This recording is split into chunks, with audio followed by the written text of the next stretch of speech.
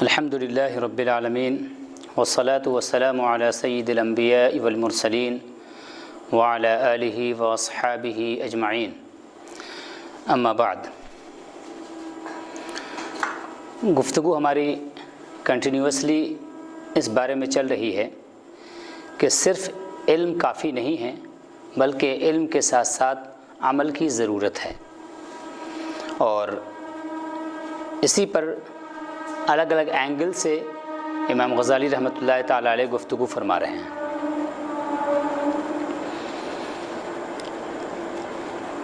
اب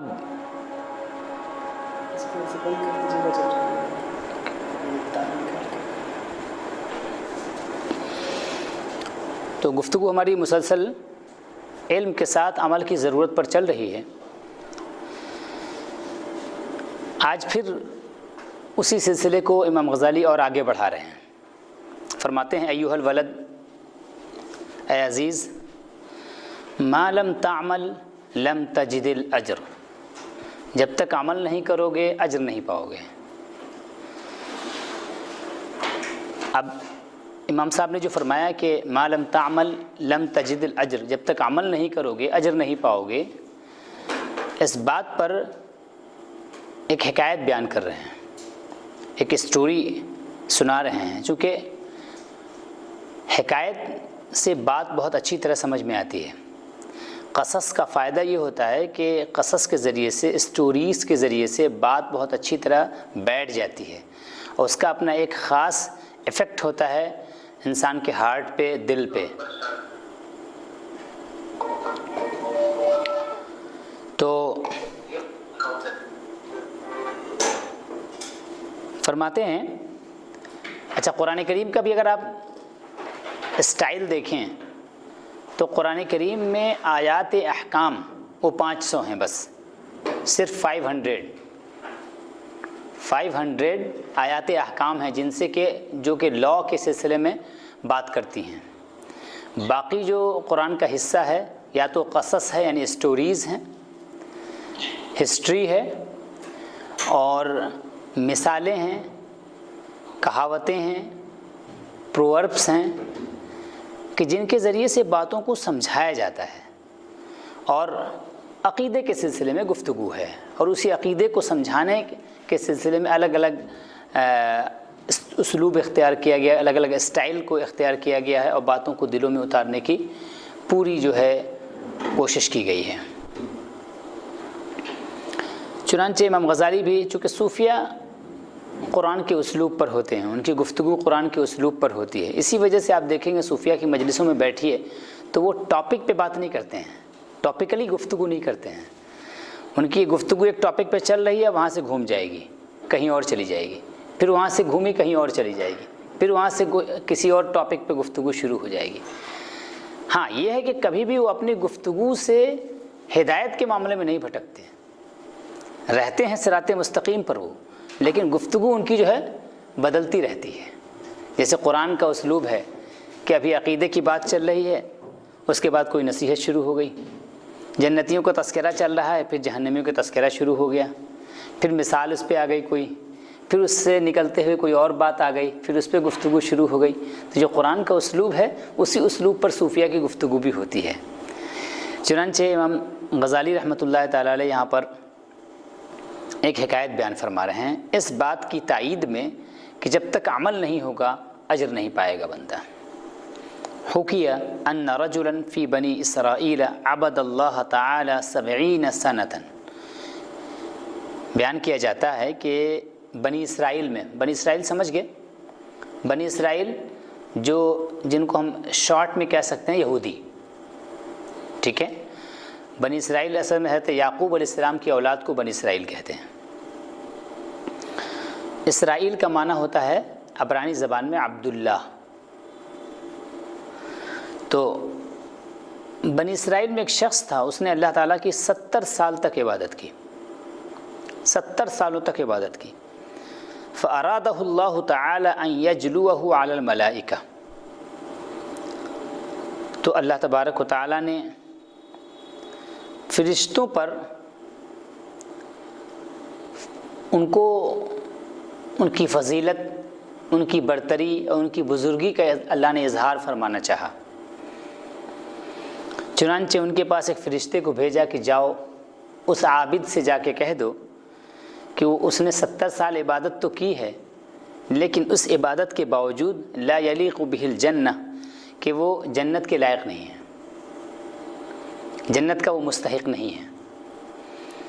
فلما بلغہ، جب یہ خبر اس فرشتے نے پہنچائی، قال العابد، تو اس عابد نے کہا نحن خلقنا للعبادہ، ہماری تخلیق عبادت کے لیے ہوئی ہے، وما خلقت الجن والانس الا لیعبدون، ہماری تخلیق، ہمارا کریشن جو ہے، پرپز آف کریشن جو ہمارا ہے وہ ہے عبادت، اللہ تبارک و تعالیٰ کی بارگاہ میں اپنا سبمیشن۔ فینبغی لنا ان نعبدہ، تو ہمارے لیے ضروری کیا ہے کہ ہم اس کی عبادت کریں، یعنی ہم کو اس سے کیا سروکار کہ ہم جنت میں جانے کے مستحق ہیں کہ جہنم میں جانے کے مستحق ہیں؟ ہم تو یہ جانتے ہیں کہ ہم غلام ہیں، غلامی ہم کو آتی ہے، ہم بندے ہیں، بندگی ہم کو آتی ہے، بندگی کرنا ہمارا شیوا ہونا چاہیے، ہمارا طریقہ ہونا چاہیے۔ ہم کو اللہ تبارک و تعالیٰ اجر عطا فرمائے گا کہ نہیں عطا فرمائے گا یہ اس پر ہے۔ ہاں ٹھیک ہے، ہم اعمال صالحہ کر رہے ہیں تو اللہ تبارک و تعالیٰ سے امید رکھتے ہیں کہ وہ ہم کو اجر عطا فرمائے گا، لیکن وہ مالک الملک ہے، وہ ہمارے ساتھ جیسا بھی معاملہ فرمانا چاہے فرمائے، لیکن ہم اپنی بندگی سے ہٹیں گے نہیں، بہرحال ہم کو اجر ملے چاہے نہ ملے، ہم جنت کے مستحق ہوں یا نہ ہوں۔ فلما رجع ملک، جب وہ فرشتہ لوٹ کر کے آیا، قال اللہ تعالیٰ، تو اللہ تعالیٰ نے ارشاد فرمایا ماذا قال عبدی، میرے بندے نے کیا کہا، کیا جواب دیا تم کو اس خبر کے پہنچانے کے بعد؟ قال، تو فرشتے نے کہا الہی مولا انت اعلم بما قال العبد، بندے نے جو کہا ہے وہ تجھ سے بہتر کون جانتا ہے، تو اس بات کا محتاج ہے کہ ہم تجھ کو بتائیں تب تجھے علم ہوگا، تو اس بات کا محتاج ہے نہیں، تو ان چیزوں سے پاک ہے، تیرا علم تو کائنات کے ذرے ذرے کو محیط ہے، اس کو گھیرے ہوئے ہے۔ فقال اللہ تعالی، تو اللہ تبارک و تعالیٰ نے ارشاد فرمایا اذن هو لم يعرض عن عبادتنا، اس نے ہماری عبادت سے اپنا منہ نہیں موڑا، یعنی یہ بتانے کے باوجود کہ وہ ان عبادتوں کے باوجود جنت کا مستحق نہیں ہیں، اس نے ہماری عبادت سے منہ نہیں موڑا، ہماری عبادت سے اپنا تعلق نہیں توڑا اس نے۔ فنحن مع الکرم لا نعرض عنہ، لہٰذا ہم جو ہے اپنے کرم کے ساتھ اس سے جو ہے اعراض نہیں کریں گے، یعنی اپنے کرم سے اس کو ہم محروم نہیں کریں گے۔ اشہدوا یا ملائکتی، اے فرشتو گواہ ہو جاؤ، انی قد غفرت لہ، میں نے اس کی مغفرت کر دی۔ تو پتہ کیا چلا کہ اللہ تبارک و تعالیٰ اجر کب عطا فرماتا ہے؟ جب بندہ عمل کرتا ہے۔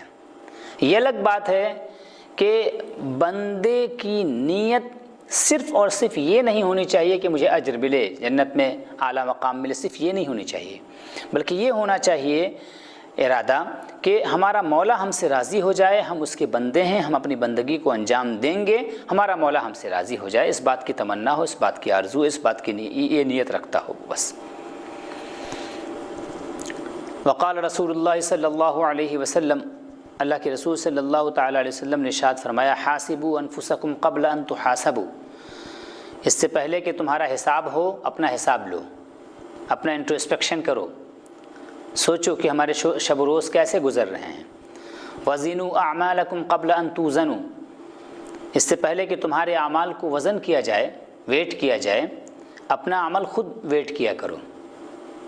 اسی لیے صوفیہ کے ہاں ایک معمول ہے، امام غزالی نے بھی دیا ہے، تمام صوفیہ نے اس کو قبول کیا ہے، وہ یہ ہے کہ انسان عبد سالک جو بھی اللہ کے راہ میں چلنے والا بندہ ہے، اس کو ایک معمول جو ہے بنا کر کے رکھنا چاہیے۔ وہ کیا ہے کہ محاسبہ اور معاہدہ، یعنی دن گزرنے کے بعد جب شام کو بندہ اپنے بستر پر لیٹے اور تنہائی ہو، اس کے اور رب کے درمیان کوئی نہ ہو، تو اس کی یہ ذمہ داری ہے کہ اس کا دن بھر کا معاملہ کیسا رہا، اس کے بارے میں غور و فکر کرے۔ یہ سوچے کہ صبح جب ہوئی تھی اس کے بعد سے لے کر کے ابھی تک بستر پہ آنے تک اس کا دن کیسے گزرا، نیکیوں میں گزرا یا برائیوں میں گزرا، نیکیاں غالب رہیں یا برائیاں غالب رہی ہیں۔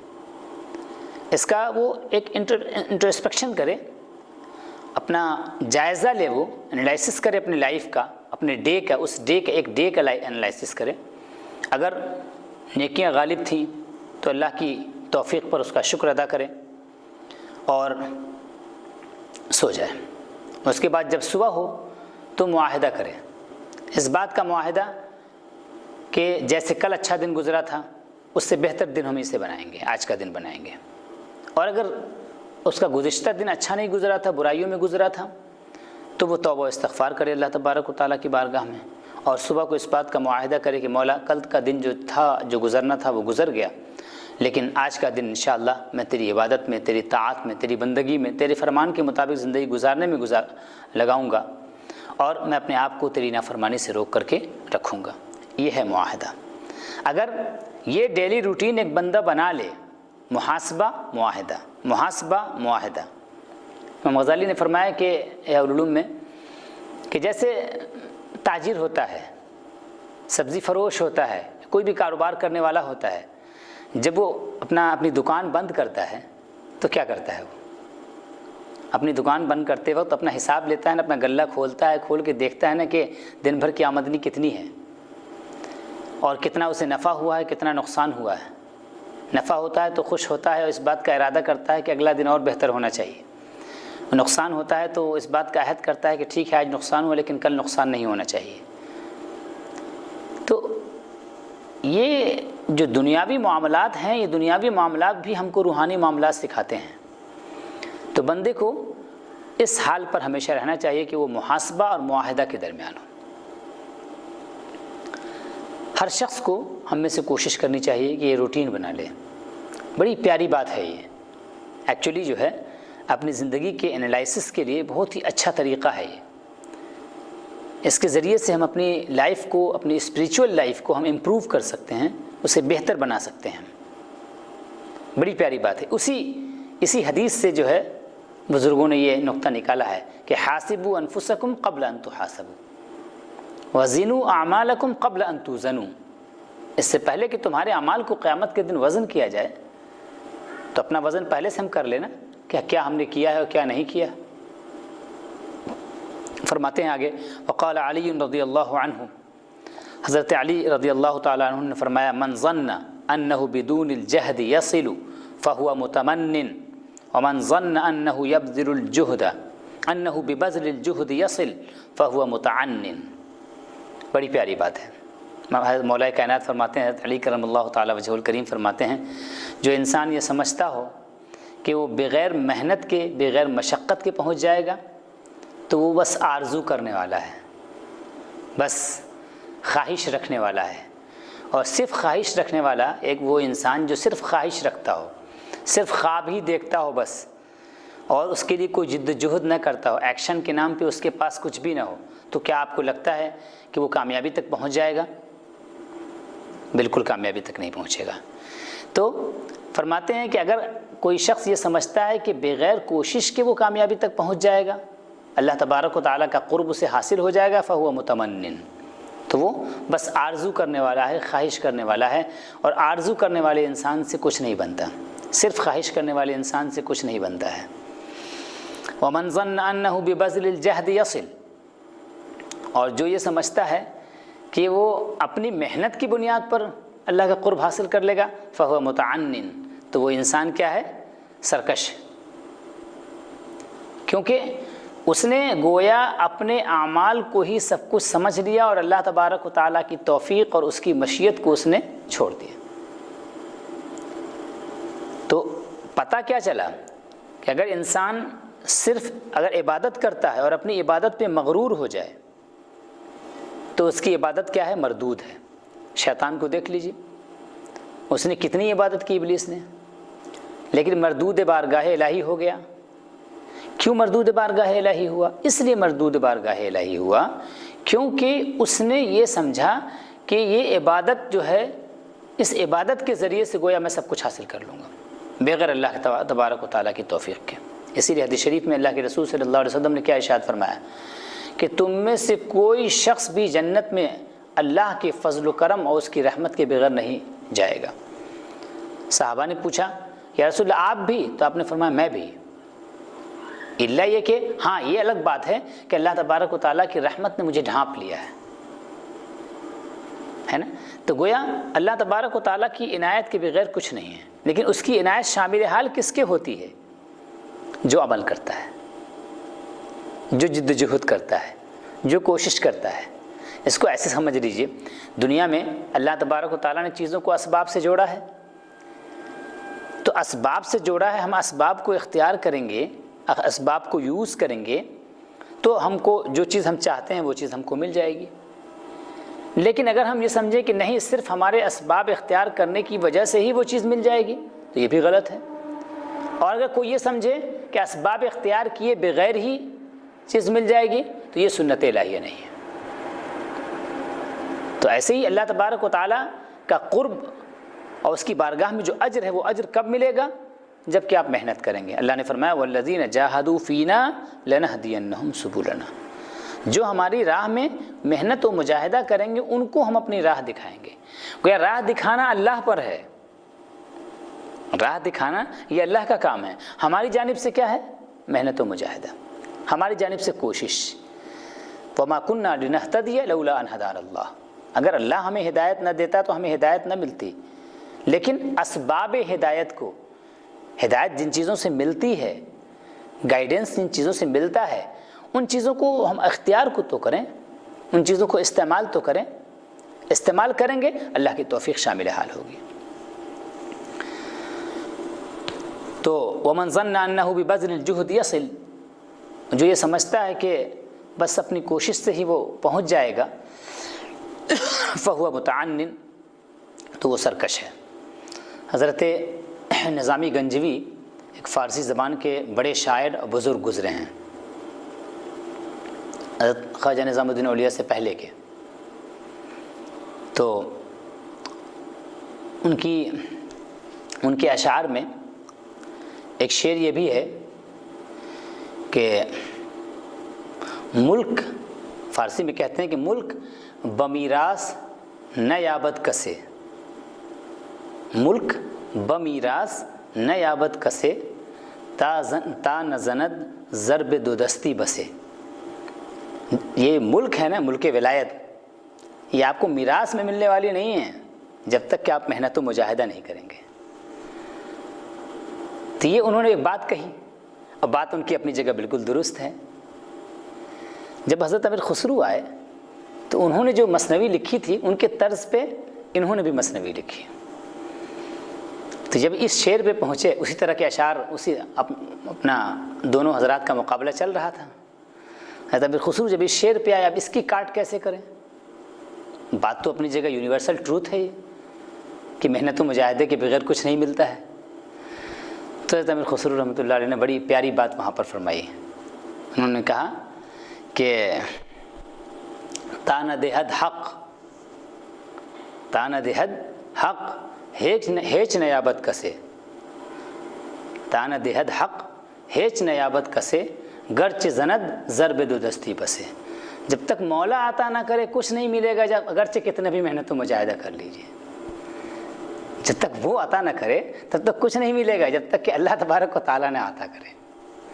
تو ظاہر سی بات ان کی جو بات تھی وہ اپنی ایک پہلو سے تھی، اور امیر خسرو رحمۃ اللہ علیہ نے اس کو گویا مکمل کر دیا بالکل اسی مفہوم میں کہ من ظن انہ بدون الجہد یصل، جو یہ سمجھتا ہے کہ بغیر محنت کے پہنچ جائے گا تو وہ صرف آرزو کرنے والا ہے، اور جو یہ سمجھتا ہے کہ میں صرف اپنی کوشش سے ہی پہنچ جائے گا، وہ اللہ کا وصال اسے حاصل ہو جائے گا، قرب اسے حاصل ہو جائے گا، تو فہو متعنن، تو وہ سرکش ہے.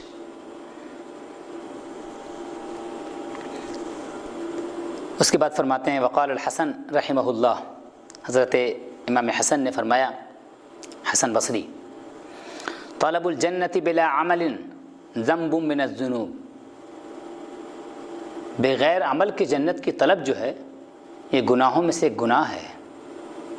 کیسے گناہ ہے؟ اس لیے کہ اللہ تبارک و تعالیٰ نے جہاں بھی جنت کا وعدہ کیا ہے تو وہاں ایمان کے ساتھ عمل صالح کو جوڑا ہے. ان الذین آمنوا وعملوا الصالحات کانت لہم جنات الفردوس نزلا، بے شک جو لوگ ایمان لائے اور جنہوں نے اعمال صالحہ کیے ان کے لیے جنت الفردوس کی مہمانی ہے. ایمان کے ساتھ عمل صالح کو جوڑا گیا ہے، کیونکہ ایمان کا لازمی اثر ہے کیا؟ عمل صالح۔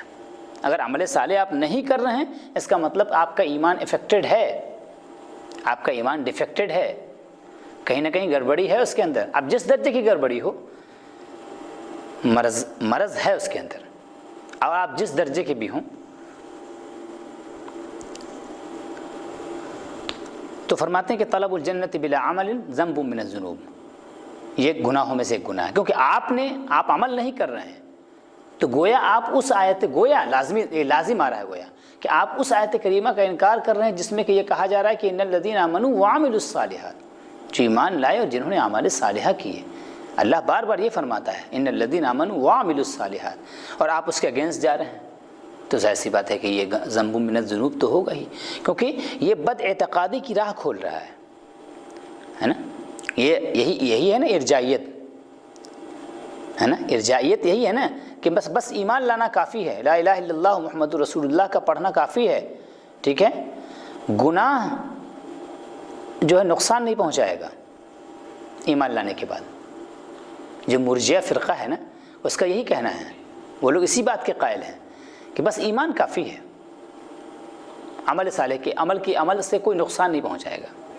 کہتے ہیں کہ وَلَا يَضُرُّ مَعَ الْإِيمَانِ ذَنْبٌ لِمَنْ عَمِلَهُ، عقیدہ طحاویہ میں ہم لوگوں نے یہ پڑھا تھا کہ ہم یہ نہیں کہتے، اہل سنت یہ نہیں کہتے کہ گناہ برے اعمال کیجئے اس کے باوجود کوئی نقصان نہیں پہنچے گا ایمان اگر ہے تو، نہیں، ایسا نہیں۔ اس کے بعد فرماتے ہیں ایک عالم کا قول نقل کرتے ہوئے، وقال عالم، ایک کسی بزرگ عالم کا قول ہے، الحقیقت ترک ملاحظۃ العمل لا ترک العمل، بڑی پیاری بات ہے۔ کیا فرماتے ہیں؟ حقیقت، لوگ کہتے ہیں نا کہ ہم مقام حقیقت تک پہنچ گئے ہیں، بہت سے لوگ یہ کہتے ہیں کہ ہم مقام حقیقت تک پہنچ گئے، ہم لوگوں کو اعمال کی ضرورت نہیں ہے، عبادت کرنے کی ضرورت نہیں ہے۔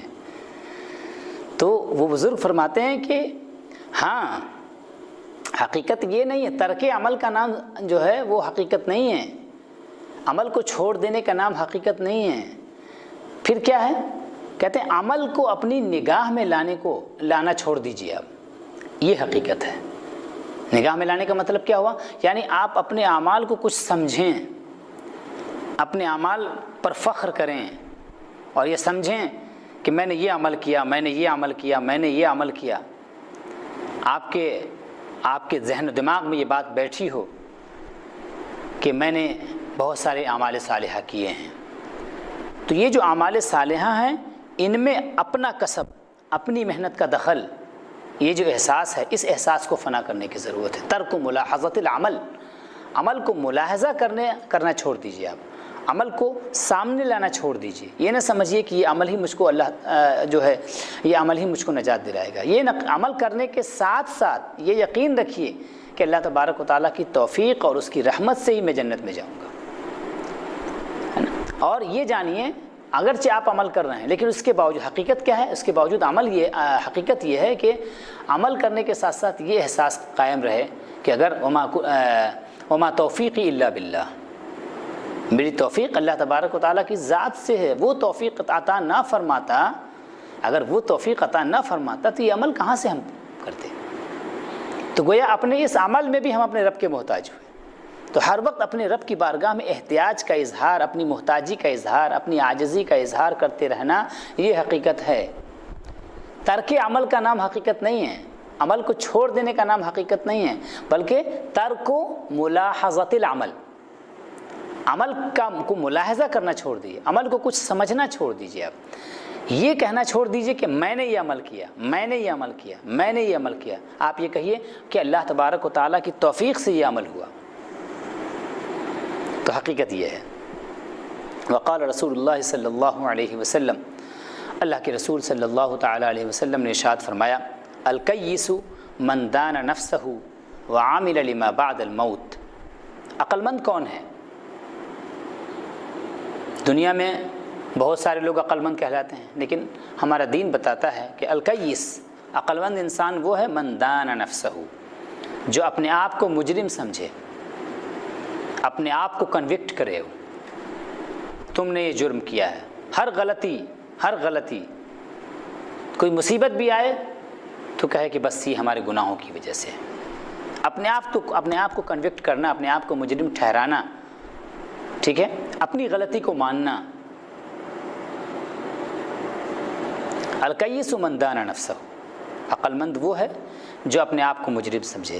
وعامل لما بعد الموت، اور جب مجرم سمجھے گا اپنے آپ کو تو ہم وقت وہ عمل میں لگا ہوگا، اپنے آپ کو اللہ کی اطاعت میں لگائے رکھے گا. اور اگر اس کے اندر یہ احساس پیدا ہو گیا کہ نہیں میں تو نیک اور صالح ہوں، میں تو متقی ہوں، تو ظاہر سی بات ہے اگر یہ احساس پیدا ہو جائے گا جس دن، تو یہ احساس آپ کو عمل سے روک دے گا، یہ احساس آپ کو عمل سے روک دے گا.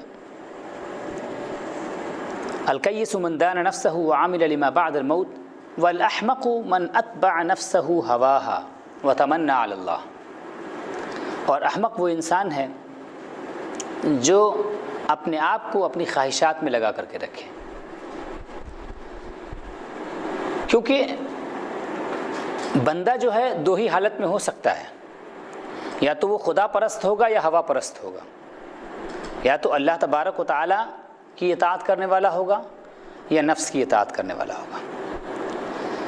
اسی لیے نبی کریم، اچھا ظاہر سی بات ہے کہ جب بندہ اپنے رب کی اطاعت کرنے والا ہے وہ عقل مند ہے، جو اپنے آپ کو کنوکٹ کرتا ہے، اپنے آپ کو مجرم ٹھہراتا ہے اور مرنے کے بعد کی زندگی کے لیے وہ عمل کرتا ہے، وہ عقل مند ہے. قرآن کریم نے بھی اس کو ایسے لوگوں کو عقل مند قرار دیا. اللہ نے فرمایا کہ ان فی ذلک لآیات لأولی الالباب، اس میں نشانیاں ہیں عقل والوں کے لیے. عقل والے کون ہیں؟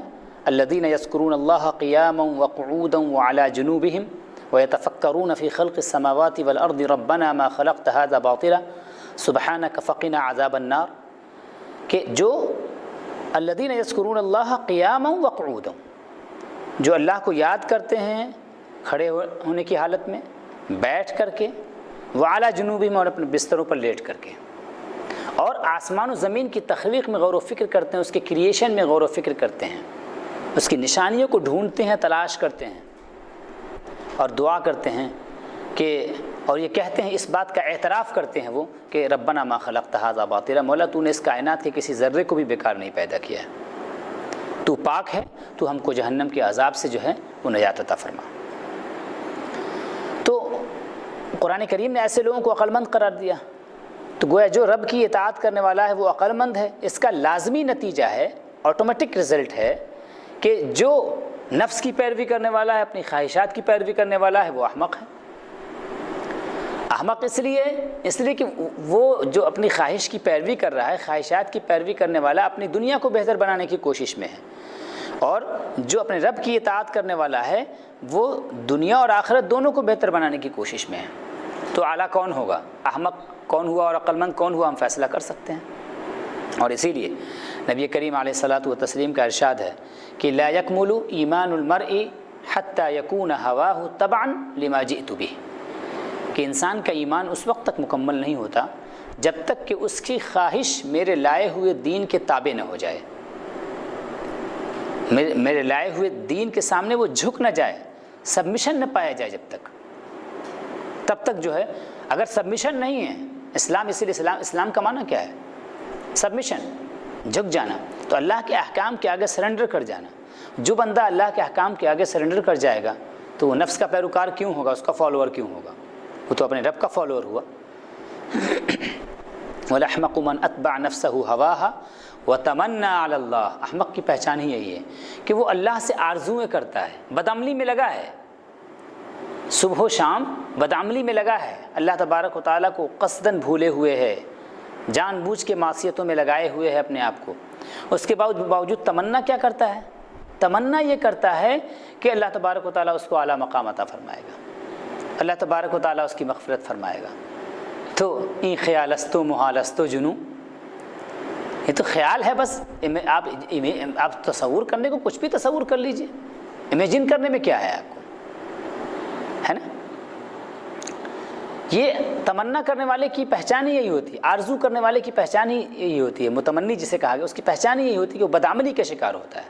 قرآن کریم میں اللہ تبارک و تعالیٰ نے ایک مثال بیان کی ہے کہ دو بھائی تھے، ایک جو ہے دیندار تھا اور ایک دنیا دار تھا. جو دنیا دار تھا اس کے پاس بہت سارے باغات، زمین، جائیداد، فروٹس، قسم قسم کے درخت، میوے، سب ساری چیزیں تھیں، اور بھی بہت ساری نعمتیں اس کو حاصل تھیں۔ ایک دن جو ہے اس کی دیندار بھائی سے ملاقات ہوئی تو کہنے لگا کہ آؤ تم کو اپنا باغ دکھاتے ہیں۔ لے گیا، باغات دکھائے، اور دکھانے کے بعد کہتا ہے کہ میں نہیں سمجھتا ہوں کہ ان تبید ھذہ ابدا، کہ میرے یہ باغات کبھی ختم ہوں گے، میری یہ نعمتیں کبھی ختم ہوں گی، اور اگر میں مر بھی گیا نا، بدعملی کر رہا ہے اس کے باوجود کہتا کیا، اور اگر میں مر بھی گیا نا تو اللہ کی بارگاہ میں اونچا مقام پاؤں گا۔ بدعملی کر رہا ہے اس کے باوجود کہہ کے آ رہا ہے کہ میں اللہ کی بارگاہ میں اونچا مقام پاؤں گا۔ تو اس کے بھائی نے اس کی اصلاح کی، کہا کہ یہ ایسی بات کیوں کہتے ہو تم؟ جنت میں تم اپنے باغ میں جب ہم کو گھمانے لائے تھے، تمہارا باغ بہت شاندار ہے، اللہ نے تم کو یہ نعمت عطا کی ہے، تو تم کو ماشاء اللہ کہنا چاہیے تھا، اللہ کی قوت کا اقرار کرنا چاہیے تھا، اللہ تبارک و تعالیٰ کی اس نعمت پر خوشی کا اظہار کرنا چاہیے تھا، اور حمد اس کی کرنی چاہیے تھی۔ لیکن یہ تم نے کیا کیا؟ تم نے تو سرے سے یہ کہہ دیا کہ میرا یہ باغ کبھی ختم ہی نہیں ہوگا، گویا تم نے انکار کر دیا اللہ تبارک و تعالیٰ کی قدرت کا۔ پھر اس بھائی نے کہا کہ کیا پتہ کہ اللہ تبارک و تعالیٰ تمہارے اس باغ کو ہلاک کر دے۔ چنانچہ ایسا ہی ہوا کہ اس کا باغ جو ہے تباہ و برباد ہو گیا، اس کے سارے باغات برباد ہو گئے، اور وہ اس وقت کافی افسوس مل رہا تھا، اپنی ہتھیلی مل رہا تھا، افسوس کا اظہار کر رہا تھا، اور کہہ رہا تھا کہ کاش میں نے اللہ کے ساتھ کسی کو شریک نہ ٹھہرایا ہوتا۔ اللہ تعالیٰ فرماتا ہے کہ ہنالک الولایۃ للہ الحق، یہاں پر آ کر کے یہ بات ثابت ہو جاتی ہے کہ ساری ملکیت، ساری قدرت، ساری طاقت اللہ تبارک و تعالیٰ کی ہے، کسی بندے کی حقیقتاً کوئی طاقت نہیں، کسی کی کوئی ملکیت نہیں ہے ذرہ برابر۔ تو الاحمق من اتبع نفسہ ہواہا، احمق وہ ہے جو اپنی خواہش کا پیروکار اپنے آپ کو بنا کر کے رکھتا ہے، وتمنى علی اللہ، اور اللہ تبارک و تعالیٰ کی ذات پر صرف آرزو کرتا ہے، اللہ تبارک و تعالیٰ کی ذات کے حوالے سے صرف آرزویں کرتا ہے، اللہ میری مغفرت کر دے گا، اللہ بڑا کریم ہے، اللہ بڑا رحیم ہے، یعنی گناہ مسلسل کیے جا رہا ہے، معصیت کیے جا رہا ہے، اور اس کے بعد جو ہے مسلسل کیا کہتا ہے وہ اللہ بڑا کریم ہے، اللہ بڑا مہربان ہے، وہ تو بہت بخشنے والا ہے، اس نے تو یہ فرمایا، اس وقت وہ مغفرت کی آیت کو یاد کرتا ہے۔ حالانکہ ہونا کیا چاہیے تھا کہ اگر وہ معصیت میں ڈوبا ہے تو اس کو خوف کی چیزوں کی طرف بھی مائل ہونا چاہیے تھا کہ اللہ مجھ کو ہلاک بھی کر سکتا ہے، بات صحیح ہے کہ وہ مغفرت فرمانے والا ہے، لیکن وہ عذاب بھی تو دینے والا ہے، اس کی دوسری صفت کا انکار کیوں کر رہے ہیں؟ تو جب تک عمل نہیں ہوگا تب تک اجر نہیں پایا جائے گا۔ یہ اسٹیپ کیا ہے؟ امام غزالی نے جو اسٹیپ بتایا، کیا سب سے پہلے علم حاصل کیجیے، علم کے بعد عمل، ٹھیک ہے؟ یہ علم اور عمل یہ دونوں بندے کے دائرۂ کار میں، بندے کے سرکل میں ہے، یہ بندے کے کنٹرول میں ہے۔ یہ علم حاصل کرنے کی جو اسباب ہیں ان کو آپ اختیار کریں، عمل کی طرف بڑھیں آپ۔ اب اس کے آگے کی جو نعمت ہے جسے کہتے ہیں حال و مقام، حال جو ہے یہ حاصل ہوتا ہے اعمال کے نتیجے میں، اسی لیے صاحب رسالہ مکیہ نے لکھا ہے، رسالہ مکیہ میں شیخ قطب الدین دمشقی رحمۃ اللہ علیہ، عظیم عالم و صوفی، انہوں نے فرمایا کہ والاحوال مواریث الاعمال، حال کہاں سے حاصل ہوتا ہے؟ یہ عمل کی میراث ہے، اور اسی لیے انہوں نے کہا کہ لا وارد لمن لا ورد لہ، جس کے پاس ورد نہیں ہے، اوراد و وظائف نہیں، یعنی دعائیں نہیں پڑھتا، وہ اللہ کو کا ذکر نہیں کرتا، تو اس پر واردات بھی اللہ تبارک و تعالیٰ کی طرف سے انعامات بھی نہیں آتے اس کے اوپر۔ پتہ یہ چلا کہ بندے کو چاہیے، ہر وہ بندہ جو اللہ کی قرب کی راہ میں قدم رکھنا چاہتا ہے اس کو چاہیے کہ پہلے علم حاصل کرے، اس کے بعد وہ عمل پر آئے، اور عمل کے اندر اپنے وہ اخلاص پیدا کرنے کی کوشش کرے، عمل کرے، اور عمل اللہ ہی کے لیے، عمل صالح کرے۔ عمل صالح، جب بھی صالح کی بات آتی ہے نا، صالح کی تفسیر میں نے اس سے پہلے بھی گفتگو میں عرض کیا ہے کہ صالح کا معنی کیا ہوتا ہے۔ اللہ تبارک و تعالیٰ اسی عمل کو قبول فرماتا ہے جو صالح ہو۔ صالح ہونے کے اندر دو چیزیں ہوتی ہیں، ایک تو وہ شریعت مطہرہ کے مطابق ہو، جس عبادت کو آپ انجام دے رہے ہیں وہ شریعت مطہرہ کے مطابق ہو، یعنی رسول کے بتائے ہوئے طریقے کے مطابق ہو، اور دوسرا یہ کہ اس کے اندر جو ہے نا خلوص ہو، اخلاص ہو، خالص وہ اللہ تبارک و تعالیٰ کی رضا کے لیے اس کام کو انجام دیا گیا ہو، کسی اور کی رضا کے لیے اس کو انجام نہ دیا گیا ہو۔ اگر یہ دو صفتیں پائی جاتی ہیں تب وہ عمل خالص ہوتا ہے، ورنہ وہ عمل فاسد ہوا کرتا ہے۔ اب ہمارے اعمال خالص ہیں، ہمارے اعمال صالح ہیں یا فاسد، اس کا فیصلہ اس کی روشنی میں ہم خود کر سکتے ہیں۔ اللہ تبارک و تعالیٰ کی بارگاہ میں دست بدعا ہوں کہ مولا کریم ہمیں حصول علم کی توفیق عطا فرمائے، اور علم کے ساتھ جو علم ہم حاصل کریں اس علم کے مطابق، اس کے تقاضوں کے مطابق ہم کو عمل کرنے کی توفیق عطا فرمائے، اور اس عمل کو صالح بنانے کی توفیق عطا فرمائے کہ وہ شریعت مطہرہ کے مطابق اسے ہم انجام دیں، اور ہم اس عمل کو صرف اپنے مولا کی رضا کے لیے، اپنے محبوب کی رضا کے لیے، اس کی خوشنودی کے لیے انجام دیں۔ اقول قولی ھذا واستغفر اللہ لی ولکم ولسائر المؤمنین والمؤمنات انہ هو الغفور